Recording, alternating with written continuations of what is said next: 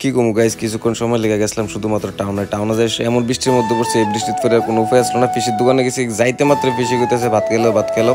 তো শুনু আর মামুনে মিললে সেটা অল্প একটু ভাত খাইলেছে। পিসির লোকে মিললে ডিলার পিসি দেওয়া কেমনে বাইরে যায় বৃষ্টির মধ্যে থাল বাসন ধুইতেছে।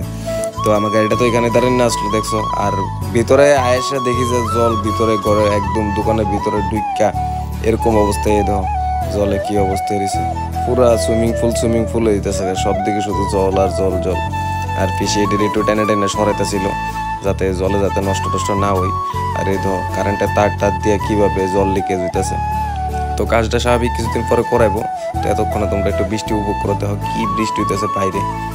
আর পুরাটা শুধু জলে তো বেরিয়ে গেছিলো বা কিতা কইতাম, দেখে খারাপও লাগতেছিল যে জিনিসটি নষ্ট টষ্ট হইব। তো মনটা একটু খারাপ লাগতেছিল।